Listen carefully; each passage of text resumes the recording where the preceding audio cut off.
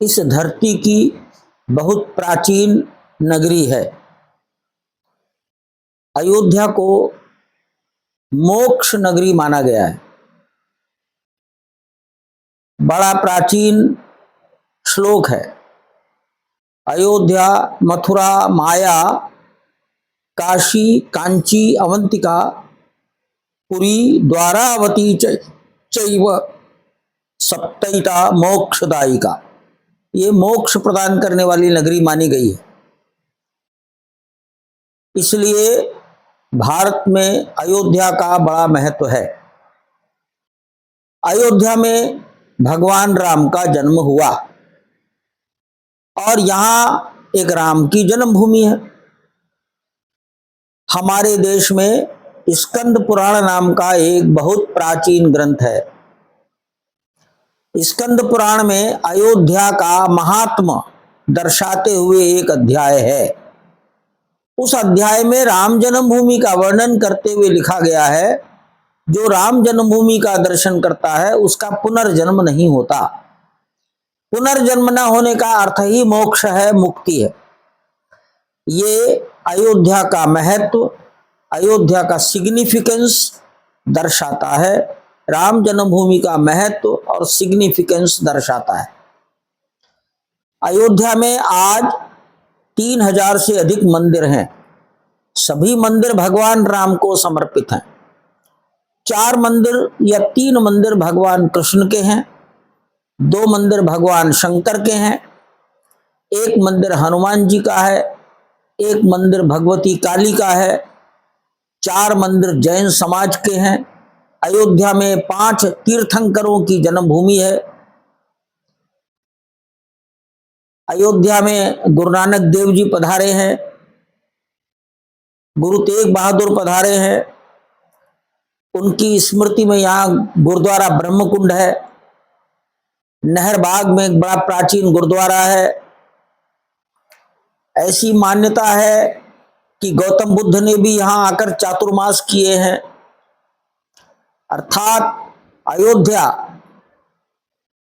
सब दृष्टियों से पूज्य है और मान्य है।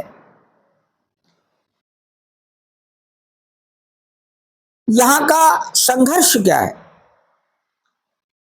तो यहां एक स्थान जिसे जन्मभूमि माना गया और यह माना गया कि वहां कभी एक मंदिर हुआ करता था, जिस मंदिर का नाम मंदिर जन्म स्थान था। तो अयोध्या तो राम की जन्मभूमि है, इसलिए वो जन्म स्थान यानी राम की जन्म स्थान का मंदिर। 1528 ईस्वी में एक विदेशी आक्रमणकारी आया जो इस्लाम का अनुयायी था और उसने सरयू के दूसरे तट पर डेरा लगाया। किसी ने उसे सलाह दी कि अयोध्या का राम जन्मभूमि मंदिर तोड़ दो, तुम्हारा राज्य लंबा चलेगा। कौन सलाह देने वाला था ये तो परमात्मा जाने। लेकिन उस विदेशी आक्रांता ने अपने सेनापति को मंदिर तोड़ने का आदेश दिया। स्थानीय जनता ने मंदिर तोड़ने का विरोध किया। 15 दिन तक संघर्ष हुआ, लेकिन मंदिर की रक्षा नहीं हो सकी, टूट गया। और उस स्थान पर एक 3 गुंबद खड़े कर दिए गए जो दूर से दिखने में मस्जिद जैसे थे। उसे बाबरी मस्जिद कहा गया। ये यहाँ का संघर्ष है। हिंदू समाज कहता है हमारे आराध्य की जन्मभूमि का मंदिर, लेकिन इस्लाम के कुछ लोग कहते थे कि यहाँ कोई मंदिर नहीं था, कुछ तोड़ा नहीं गया, बंजर भूमि थी। बाबर ने अपने सैनिकों को नमाज पढ़ने के लिए मस्जिद बनवाई। तो लड़ाई का मुद्दा है वहां मंदिर था या मंदिर नहीं था। और ये लड़ाई 1528 के बाद कभी भी बंद नहीं हुई।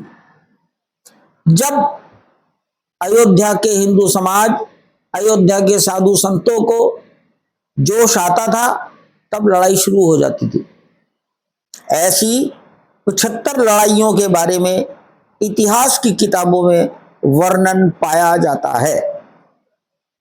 यहां पर सबसे अंतिम लड़ाई 1934 में हुई है, जब अयोध्या में ब्रिटेन की राज्य सत्ता का अधिकार हो गया था, अंग्रेजों का अधिकार हो गया था। लेकिन 1934 के बाद अयोध्या में कभी लड़ाई नहीं हुई। 1528 से लेकर 1934 तक जितनी लड़ाइयां हुई, उन लड़ाइयों में हिंदू समाज जितने कदम आगे बढ़ गया, वहां से पीछे नहीं हटा, वहीं रुक गया। धीरे धीरे धीरे धीरे 1934 तक काफी आगे बढ़ गए। देश 1947 में आजाद हो गया, स्वाधीन हो गया, अंग्रेजों की राज्य सत्ता चली गई। उसके कुछ वर्ष बाद, 2 वर्ष बाद, अगस्त 1947 और दिसंबर 1949, ये 2 वर्ष के बाद, 2.5 साल के बाद, अयोध्या के नौजवानों ने अयोध्या के साधुओं के नेतृत्व में 3 गुंबदों वाले उस ढांचे पर रात के अंधेरे में, सर्दियों में, दिसंबर के महीने में कब्जा कर लिया। एक मूर्ति स्थापित कर दी। सवेरे घोषणा हो गई, भगवान धरती फाड़कर प्रकट हो गए। वो कब्जा कभी खत्म नहीं हुआ। उस मूर्ति को हटाने के लिए, कब्जे को हटाने के लिए अनेकों प्रयास किए गए, कानूनी प्रयास भी किए गए, कोई सफल नहीं हुआ। इस प्रकार 1950 से अदालतों में सभी पक्षों की ओर से अपने अपने मुकदमे दायर होने लगे। हिंदू कहने लगा हमारे ठाकुर की रक्षा की जाए, हमें पूजा से रोका ना जाए, हमें खतरा है कि कोई हमारे ठाकुर को उठाकर ले जाएगा। और यहां के कुछ कुछ कुछ मुस्लिम कहने लगे यहां से पूजा की सामग्री हटाई जाए, इस स्थान को मस्जिद घोषित किया जाए। और इस प्रकार ये मुकदमे चलने लगे। कभी मुकदमों का फैसला नहीं हुआ, एप्लीकेशन पड़ती रही, तारीख पर तारीख चलती रही। 1950 से चलते चलते 1983 आ गया। पश्चिमी उत्तर प्रदेश में मुजफ्फरनगर एक शहर है, वहां एक हिंदुओं का सम्मेलन हुआ। उसमें कांग्रेस के 2 बड़े नेता आए थे, दाऊदयाल खन्ना, गुलजारीलाल नंदा। दाऊदयाल खन्ना ने समाज का आह्वान किया कि देश की आजादी को बहुत काल हो गया है, अब गुलामी के चिन्ह हटाने चाहिए, भारत को स्वाधीनता मिल गई, अब स्वाभिमान भी वापस लाना चाहिए। और इस प्रकार उन्होंने आह्वान किया कि अयोध्या, काशी और मथुरा के मंदिरों को मुक्त कराओ। समाज में हिम्मत आ गई, उत्साह आ गया। 7 अप्रैल 1984 को दिल्ली के विज्ञान भवन में संपूर्ण भारत के लगभग 600 प्रमुख साधु इकट्ठे हुए। वहां साधुओं में फिर दाऊदयाल खन्ना ने यही आह्वान किया कि देश को अब स्वाधीनता के बाद स्वाभिमान वापस लाना है, इसलिए इन तीनों मंदिरों को मुक्त कराओ। संतों ने भी स्वीकार कर लिया। भारतवर्ष में जन जागरण प्रारंभ हुआ। प्रशासन ने 1950 में शांति व्यवस्था बनाए रखने के लिए 3 गुंबद वाले ढांचे के बाहर लोहे के दरवाजे लगाकर ताले डलवा दिए थे, शांति व्यवस्था और सुरक्षा के लिए। पहला जन जागरण शुरू हुआ, ताले खोलो। यह जन जागरण 7 अक्टूबर 1984 को अयोध्या से शुरू हुआ, चलता रहा। 1 फरवरी 1986 को अयोध्या के जिला अदालत ने ताले खोलने का आदेश दे दिया। समाज का उत्साह और बढ़ गया, हिम्मत जग गई कि अब मंदिर बन जाएगा। मंदिर कौन बनाएगा? तो वास्तुकार निर्णित हो गए। अब ये स्थान हमें दो, इसके लिए जनजागरण प्रारंभ हुआ। 1990 में एक अभियान चला, परंतु उस अभियान में सफलता नहीं मिली, अपितु गोलीकांड हो गया। गोलीकांड के बावजूद नौजवानों ने उस 3 गुंबद वाले ढांचे के ऊपर भगवा झंडा लहरा दिया। आंशिक सफलता हुई, अपना अधिकार प्रस्तुत हो गया। 1992 में वो ढांचा पूरी तरह से समाज के दबाव से ध्वस्त हो गया। समाज ने अपने हाथों से गिरा दिया, कोई हथियार उपयोग नहीं हुआ, कोई बम और डायनामाइट नहीं लगाया गया। सरकारों को भी चिंता हुई। सरकारों ने प्रयास किया कि जिला अदालतों के सारे मुकदमे उच्च न्यायालय में ले आओ, जल्दी निपटारा करो। 1995 से उच्च न्यायालय के लखनऊ बेंच में सभी मुकदमों की सुनवाई शुरू हो गई। 15 साल तक चली। 2010 के सितंबर में उच्च न्यायालय की लखनऊ बेंच ने हिंदू समाज के पक्ष में आंशिक निर्णय दिया।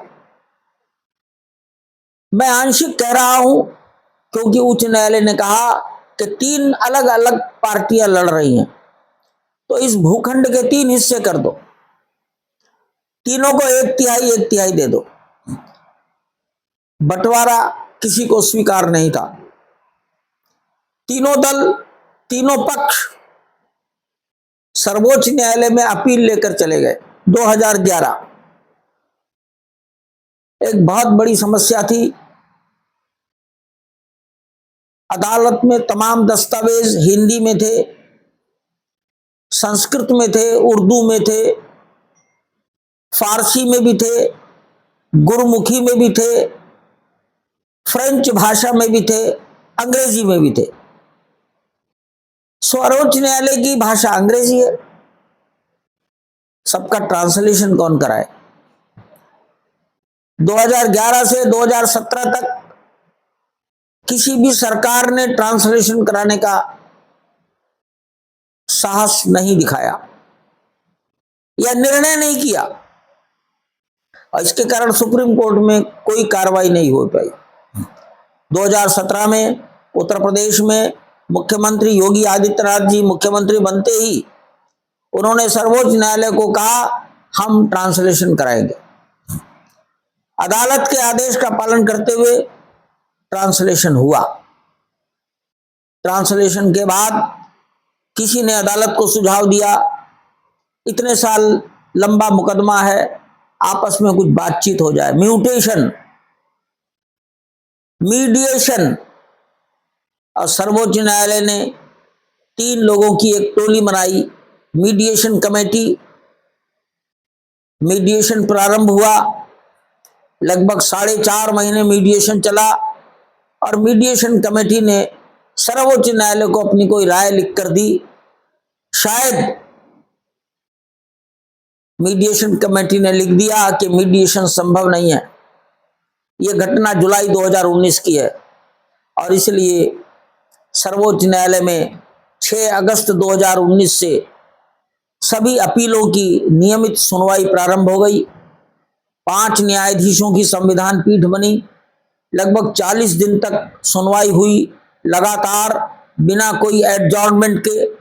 अन्य कोई मुकदमे भी नहीं सुने गए, और इस प्रकार 16 अक्टूबर 2019 को लगभग 175 घंटे की कार्रवाई के बाद सुनवाई पूर्ण हुई, निर्णय सुरक्षित हो गया। 9 नवंबर 2019 को निर्णय दिया गया कि संपूर्ण भूखंड हिंदू समाज को सौंप दिया जाए। भारत सरकार को सलाह दी गई कि वो इसके प्रबंधन के लिए एक ट्रस्ट बनाए। भारत सरकार ने ट्रस्ट बनाया। उस ट्रस्ट का नाम रखा गया श्री राम जन्मभूमि तीर्थ क्षेत्र। ये ट्रस्ट 5 फरवरी 2020 को बना। इसने अपना काम शुरू कर दिया और मंदिर के निर्माण कार्य का प्रारंभ हुआ। मंदिर के निर्माण कार्य की जिम्मेदारी लार्सन टुब्रो को दी गई। लार्सन टुब्रो देश की बहुत बड़ी निर्माता कंपनी है। इतने बड़े काम का सलाहकार, मैनेजमेंट कंसल्टेंट और टाटा को दिया गया। मंदिर के स्वरूप को जरा पहले की तुलना में और बड़ा बनाया गया। पहले छोटा था, 1 मंजिल का था, अब ग्राउंड +2 कर दिया गया। भूतल, प्रथम तल, द्वितीय तल, 350 फीट लंबा, 250 फीट चौड़ा, 161 फीट ऊंचा, 392 खंबे, एक फ्लोर की ऊंचाई लगभग 20 फीट, 100% पत्थर, कहीं भी लोहा नहीं, जमीन के ऊपर कंक्रीट नहीं, जमीन के नीचे फाउंडेशन में लोहे का 1 ग्राम भी तार इस्तेमाल नहीं करना, ताकि ये चट्टान बनकर तैयार हो जाए और मंदिर को 1000 साल तक धूप, हवा, आंधी तूफान और वर्षा इसका कोई प्रभाव न पड़े। मंदिर सरयू के किनारे है। सरयू थोड़ी दूर पर है। सरयू से बचाव के लिए प्रबंधन किए गए हैं। भूकंप से रक्षा के सभी प्रयास किए गए हैं और ये प्रयास central building research institute CBRI के सुझाव पर किए गए हैं।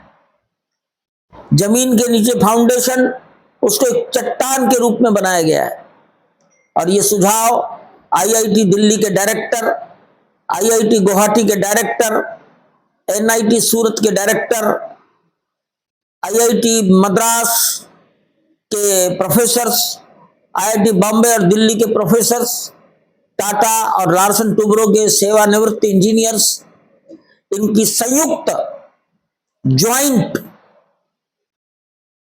कलेक्टिव विजडम, इसके आधार पर यह निर्णय हुआ है। जमीन के नीचे एक बहुत बड़े क्षेत्रफल में, 5 से 6 एकड़ क्षेत्र में, लगभग 12 मीटर मोटी एक कृत्रिम आर्टिफिशियल रॉक, एक चट्टान ढाली गई है। जैसे जैसे समय बीतता जाएगा ये चट्टान और मजबूत होती जाएगी। इस चट्टान के ऊपर ये मंदिर खड़ा किया गया है। मंदिर में पानी की नमी का प्रभाव ना हो, इसलिए प्लिंथ को ग्रेनाइट पत्थरों से ऊंचा किया गया है। ग्रेनाइट पानी का एब्जॉर्प्शन नहीं करती। मंदिर राजस्थान के भरतपुर जिले के पिंक कलर के सैंडस्टोन से बनाया गया है। इसमें राजस्थान का मकराना का सफेद मार्बल इस्तेमाल हुआ है। दरवाजों की लकड़ी में वल्लार शाह का टीक इस्तेमाल किया गया है। निर्माण करने वाले कारीगर ये कन्याकुमारी के हैं, उड़ीसा के हैं, राजस्थान के हैं, संपूर्ण भारत के हैं। ये मंदिर लगभग बनकर तैयार हो गया है। ये मंदिर विष्णु पंचायतन है, अर्थात भगवान राम विष्णु के अवतार हैं। उनके चारों दिशाओं में सूर्य, भगवती, शंकर और गणपति के मंदिर है। 2 भुजाओं में एक हनुमान जी और एक माता अन्नपूर्णा का मंदिर है। लक्ष्मण जी के नाम पर एक शेषावतार का मंदिर भी बनाया गया है। भगवान राम के समकालीन महर्षि वाल्मीकि, महर्षि वशिष्ठ, महर्षि विश्वामित्र, महर्षि अगस्त्य, निषाद राज, शबरी और अहिल्या के मंदिर भी बनाए गए हैं। एक जटायु की स्थापना की गई है। एक गिलहरी की स्थापना थोड़े दिन में कर दी जाएगी। भारतवर्ष में 500 साल पहले तुलसीदास ने लोक भाषा में राम का जीवन रामचरितमानस के रूप में लिखा। एक स्थान तुलसीदास जी को भी प्रदान किया गया है। 500 साल के इतिहास में असंख्य लोगों ने अपना बलिदान दिया है। उनकी स्मृति में एक स्मृति स्तंभ निर्माण किया जाएगा। यात्रियों की सुविधा का ध्यान रखा गया है।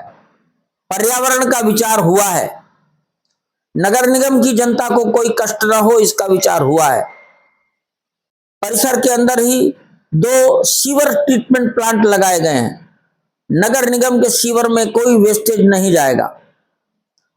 वाटर ट्रीटमेंट प्लांट लगाए गए हैं। वर्षा का अधिक पानी बहकर नगर निगम की नाली में नहीं जाएगा, अंदर ही शुद्धिकरण होगा। प्रतिदिन पानी की खपत है वो जमीन से लिया गया है, नगर निगम उतना पानी सप्लाई नहीं कर सकेगा, जनता को कष्ट हो जाएगा।